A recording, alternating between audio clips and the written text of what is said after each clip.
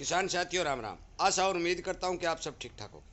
साथियों, आज हम चर्चा करने वाले हैं नरमा के भाव पर।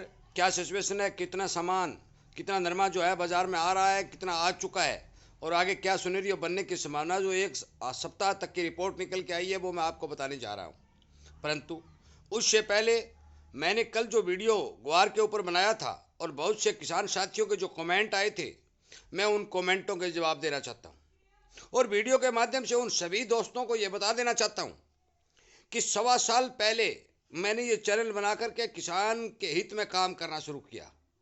उस समय जो ग्वार के भाव थे वही भाव आज मौजूद है।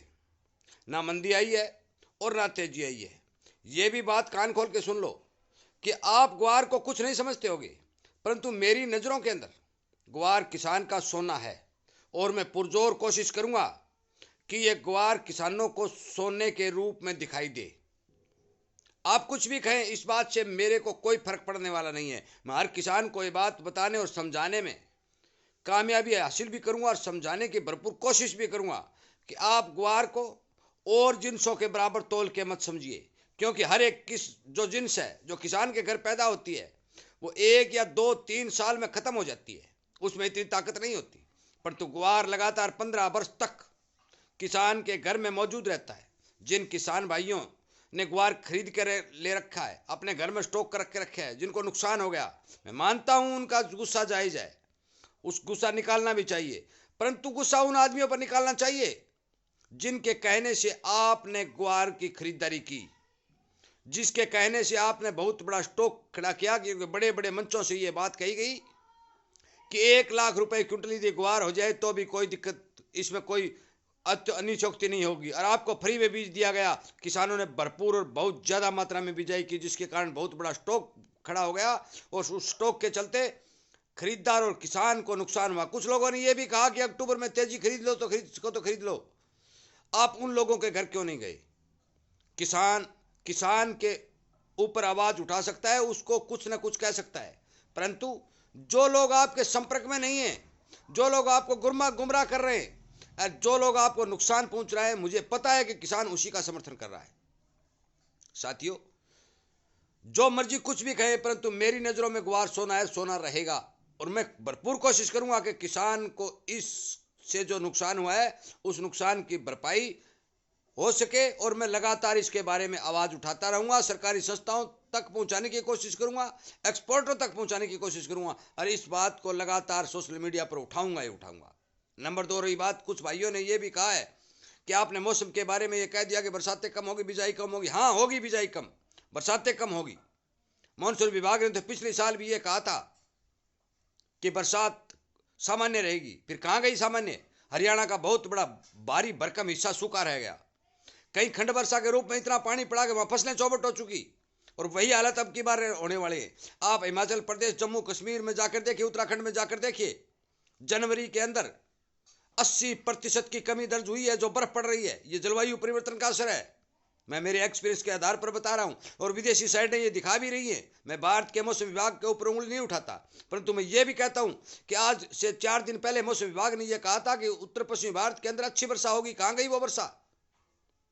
साथियों, मौसम विभाग के ऊपर यदि आप पूर्ण रूप से भरोसा करेंगे तो मुझे नहीं लगता कि आप कुछ कामयाबी हासिल कर सकेंगे। नहरों में पानी नहीं है, मैं आज ही कह रहा हूं। नरमा की बात कर रहे हैं, नरमा की बिजाई भी कम होगी। पछेती बिजाई किसान करेगा वो मरेगा, ये भी मैं कह रहा हूं। मेरी बात कड़वी जरूर है पर सच्ची है। साथियों, आप कुछ भी कहें, मैं मेरे लक्ष्य से पीछे हटने वाला नहीं हूं। मैं ग्वार को और किसान को दोनों को बचाने के लिए पुरजोर कोशिश करूंगा। अब बात नरमा की करते हैं। साथियों, अंतर्राष्ट्रीय बाजार के अंदर लगातार मंदी पड़ती जा रही है। 65 सेंट तक के भाव आ चुके हैं, और उस अंतर्राष्ट्रीय मंदी का असर भारत के कॉटन व्यापार के ऊपर, कॉटन के किसानों के ऊपर पड़ रहा है। लगभग 80% माल कॉटन निकल चुका है, जिसमें कोई दो राय नहीं है।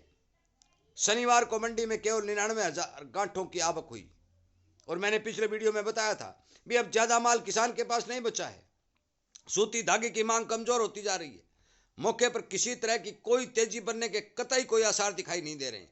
क्या न क्या कुछ हो जाए, इस बात के कोई इनकार नहीं किया जा सकता, परंतु मौके के ऊपर हम देखते हैं कि हफ्ता 10 दिन के अंदर नरमा के अंदर कोई भी तेजी के समाचार नहीं है। भाव मौके के ऊपर लगभग 1 महीने तक शिथिल बने हुए हैं।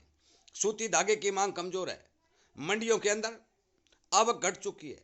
गवर्नमेंट ने भी अपने लक्ष्य के नजदीक गांठों की खरीद कर ली है और सीलिंग मिल वालों के पास भी स्टॉक बहुत कम मात्रा में है, क्योंकि वो कतई ज्यादा माल खरीद के रिस्क नहीं उठाना चाहते। और बहुत से स्टॉकियों ने जो माल अपना स्टॉक कर रखा है वो स्टॉक इन भाव में बेचना भी नहीं चाहते। आयात को खुली छूट सरकार ने दे रखी है। अंतर्राष्ट्रीय बाजार के अंदर मंदी है और उस मंदी का फायदा सीलिंग मिल वाले उठा रहे हैं और हिंदुस्तान के बाजार को लगातार मार पड़ रही है।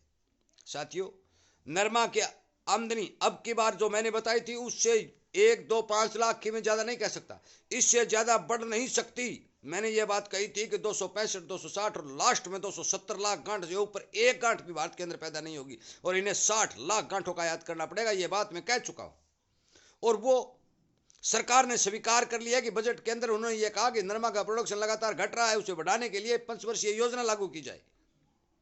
ये आज सरकार ने कही है, मैंने 2 महीने पहले कह दी थी। क्वालिटी बढ़िया है पर वजन नहीं था। गर्मी के कारण बनोले के अंदर वजन ही नहीं बढ़ा। ये जो गर्मी है ये किसान का दुश्मन है। एक बात मैं सरसों गेहूं के बारे में, जौ के बारे में, चना के बारे में पहले वीडियो बनाकर ये बता चुका हूं कि प्रोडक्शन 20 और 25% तक घटेगा और ये बात आज आपको सामने दिखाई दे रही है कि इतनी तेज धूप के अंदर इन जिनसों का प्रोडक्शन बढ़ने की कोई संभावना नहीं है। 15 दिन तक बरसात के कोई चांस दिखाई नहीं दे रहे। गर्मी लगातार बढ़ती जा रही है। आप जहां हवा नहीं लगती है वहां बैठ के देखिए, आपको तपत महसूस होगी। साथियों, में झूठे वीडियो अपलोड नहीं करता। कोई कहता है बिना तथ्य के हिसाब से ये बता दे, क्यों? मेरे पास आओ, मैं हर सबूत आपको दूंगा और लिखित जानकारी आपको दूंगा।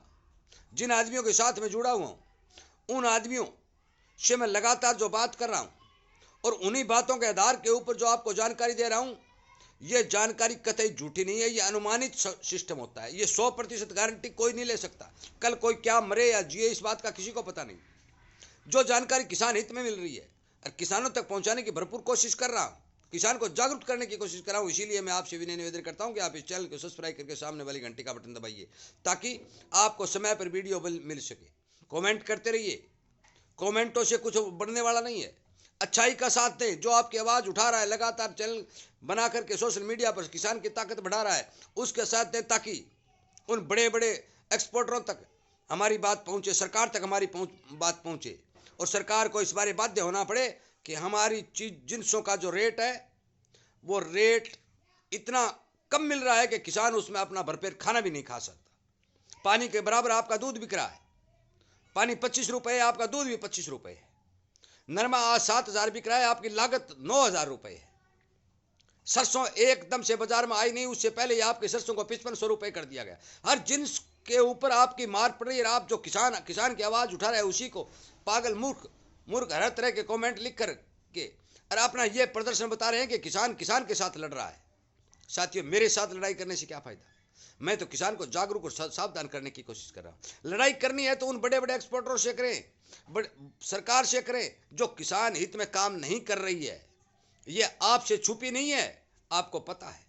साथियों, नरमा के भाव 10,000 होने चाहिए थे क्योंकि भारत के अंदर नरमा की बेहद कमी है, परंतु आयात के खुला होने के कारण जितने भी सीलिंग मिल बने वो बाहर से माल मंगवा रहे हैं। सरकार को निर्यात के ऊपर जोर देना चाहिए। देश का माल निर्यात करना। आपको याद भी होगा कि देश के अंदर भरपूर मात्रा में गेहूं की पैदावार हुई और विदेशों ने जब गेहूं मांगी तो सरकार ने गेहूं के निर्यात पर रोक लगा दी। यह भी आपको याद है।